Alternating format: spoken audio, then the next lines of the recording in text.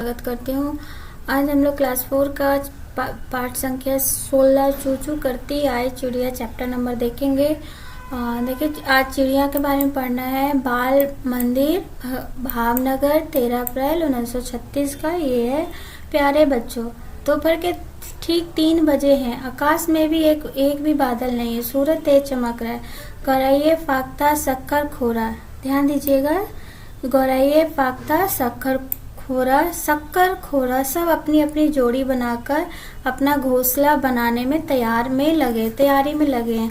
कुछ पक्षियों ने तो अपना घोंसला भी बना लिया। कुछ घोंसलों में अंडों से बच्चे भी निकल आए।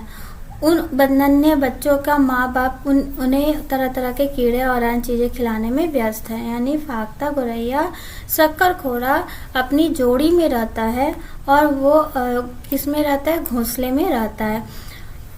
कुछ घोंसलों में अंडों से बच्चे भी निकल आए। अब उन नन्हे बच्चों के माँ बाप उसे तरह तरह के कीड़े अन्य चीजें खिलाने में व्यस्त हैं।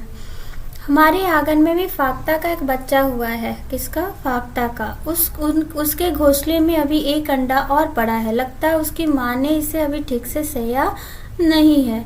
अध्यापक के लिए जीगू भाई वेदिका VIF, ध्यान दीजिएगा। जीगू भाई वेदिका गुजरात में रहते थे। वे बच्चों के लिए मजेदार कहानियां और पत्र लिखते थे। उनके द्वारा बच्चों को लिखे इन पत्रों के आसपास के पक्षियों के बारे में बताया गया है। इस पत्र को पढ़ने के बाद बच्चों को अपने आसपास के पक्षियों को देखने के लिए प्रोत्साहित करे तथा उन पर चर्चा करे। जीगू भाई वेदिका कहाँ के रहने वाले थे?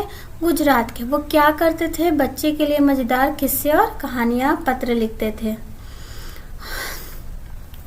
गोपाल भाई के घर वाली सड़क के किनारे बहुत सारे पत्थर है। इन पत्थरों में से बीच जगह की कल चिड़ी यानी इंडियन रोबिन ने अंडे दिए। कल चिड़ी किसको कहते हैं? इंडियन रोबिन ने अंडे दिए हैं।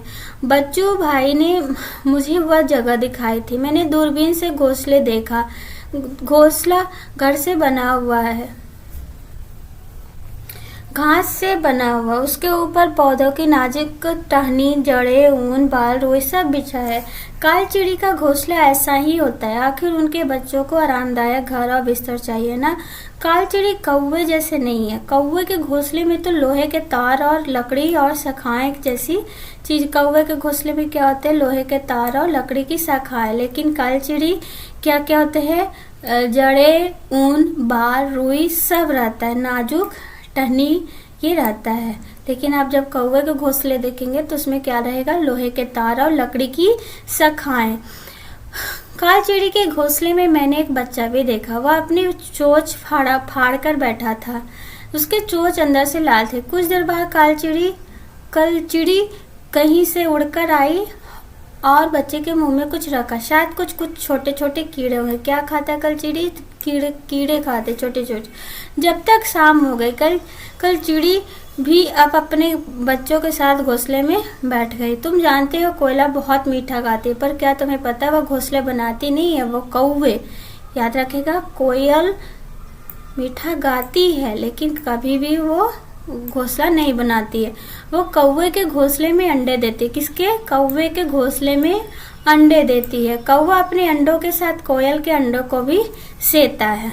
यानी कि कौवा भले ही हम लोग उसको पसंद नहीं करते हैं, लेकिन कौवा कोयल के अंडों को भी सेता है।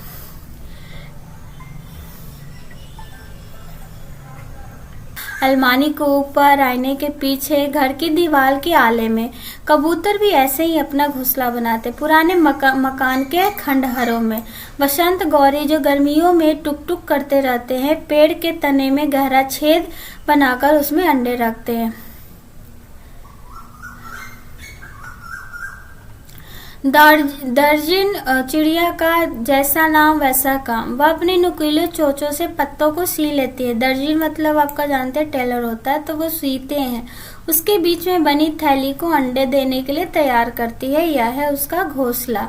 शक्करखोरा किसी छोटे पेड़ या झाड़ी की डाल पर अपना लटकता घोंसला बनाते। शक्करखोरा कैसे बनाता है? लटकता। शक्करखोरा इस टाइप का आपका दिया हुआ है, ऐसे बनाता है। उसी शाम हमने एक डाल पर टंगा शक्करखोरा का घोंसला देखा। क्या तुम जानते हो कि यह घोंसला किन चीजों से बनता है? घोंसले में बाल, बारीक घास, पतली टहनियाँ, सूखी पत्ते, रुई, पेड़ की छाल, टुकड़े, कपड़ों के चिथड़े आदि होते हैं। यहाँ तक कि मकड़ी के जाल भी होते हैं। मैंने दूरबीन से देखा, उस घोंसले में एक बच्चा भी था। घोंसले की एक तरफ छेद था, वही बच्चा बैठा था अपनी माँ और खाने के इंतजार में। उसको काम भी क्या क्या होगा, खाना और सोना। क्या तुम वीवर पक्षी के बारे में यह बात जानते हो? सभी नर वीवर पक्षी अपने अपने घोंसले बनाते हैं। मादा वीवर उन सभी घोंसलों को देखती है, उसमें से जो उसे सबसे अच्छा लगता है उसी में वह अंडे देती है। यानी मेल जो वीवर होता है वो घोंसला बनाती है और जो फीमेल होती है उसको घोंसले में जो भी अच्छा लगता है उसी में वो अंडे देती है। आजकल सभी पक्षी बहुत व्यस्त है। घोंसले बनाना, अंडे देना, यह तो उनका पहला कदम है। बड़ी मेहनत से बनाए गए घोंसले को बच्चों को ठीक से पालकर बड़ा करना बड़ा मुश्किल काम होता है। पक्षियों के कई दुश्मन होते हैं, मनुष्य और दूसरे जानवर। कौन कौन होता है? मनुष्य और दूसरे जानवर। गिलहरी, बिल्ली और चूहे मौका देखते ही अंडे चुरा लेते हैं। कई बार घोंसले को भी तोड़ देते हैं। इन सब से बचकर रहना, खाना खोजना, घोंसला बनाना, अंडे सेना और बच्चों को पालकर बड़ा करना, यह हर एक पक्षी का परीक्षा है। फिर भी ये खुलकर गाते या पंख फैलाकर उड़ते हैं। अच्छा तो सलाम तुम्हारा गिजू भाई का आशीर्वाद। तो ये गिजू भाई की कहानी थी, कैसे पक्षी रहते हैं।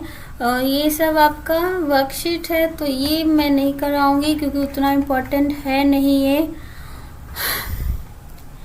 तुमने जो पक्षी, उसके बाद है, अब देखिए, पक्षी केवल अंडे देने के लिए घोंसले बनाते हैं। ये क्वेश्चन आ सकता है कि पक्षी किस लिए घोंसला बनाते हैं, तो आपका आंसर क्या होगा? अंडे बनाने के लिए। जब अंडों से बच्चे निकल जाते तो वे घोंसले छोड़कर उड़ जाते। सोचो कैसा होता अगर हमने भी अपना घर छोड़कर कहीं और चले जाना पड़ता। जब हम चलने या बोलने लगे, घोंसला छोड़कर पक्षी अलग अलग जगह चले जाते हैं। पेड़ों पर, जमीन, पानी में। दूसरे जानवर भी अलग अलग जगहों पर रहते हैं, कुछ जमीन पर तो कुछ जमीन के नीचे, कुछ पेड़ों पर तो कुछ पानी में। आओ कुछ मजेदार। तो ये आपका वर्कशीट है। तैरने वाला देखिए, तैरने में वाले का ऐसा रहता है, टहनी पर चढ़ने वाले का ऐसा, शिकार के लिए ऐसा नुकीदार, पेड़ पे चढ़ने के लिए, जमीन पर चलने के लिए सिंपल। उसके पक्षियों की चोंच जैसे खाना वैसी चोंच। मांस चीर फाड़ने के लिए ये ऐसा इस टाइप हुक टाइप का रहता है। लकड़ी में छेद करने के लिए इस टाइप का। फूलों की रस चूसने के लिए। कीचड़ में छानबीन करके कीड़े खोदकर निकालने वाली का ये। बीजों को दबाकर तोड़ने वाला, काटने वाला। जानवरों के दांत, तुमने देखा होगा जानवरों के दो दांत अलग अलग तरह के होते हैं। गाय के आगे दांत छोटे होते हैं पत्तों को काटने के लिए। घास चबाने के लिए पीछे के दांत चपटे और बड़े होते हैं। आगे के दांत कैसे होते हैं? छोटे होते हैं। और पीछे के दांत कैसे होते हैं? चपटे और बड़े होते। किस लिए? दांत को घास चबाने के लिए। बिल्ली के दांत नुकीले होते हैं और मांस को फाड़ने और काटने में काम आता है। सांप के दांत नुकीले होते हैं। दांत कैसा होगा सांप का? नुकीला। पर वह अपने शिकार को चबाकर नहीं खाता बल्कि पूरा निगल जाता है। गिलहरी के दांत हमेशा बढ़ते रहते हैं। दांतों को काटने और कुरतने के कारण इनके दांत घिसते रहते हैं, यानी हमेशा उसका बढ़ते रहता है। और दांत किस लिए होता है? यूज करता है काटने और कुतरने के लिए। तो यही था आपका, ये सब आपका वर्कशीट है। तो ये कुछ पॉइंट्स थे।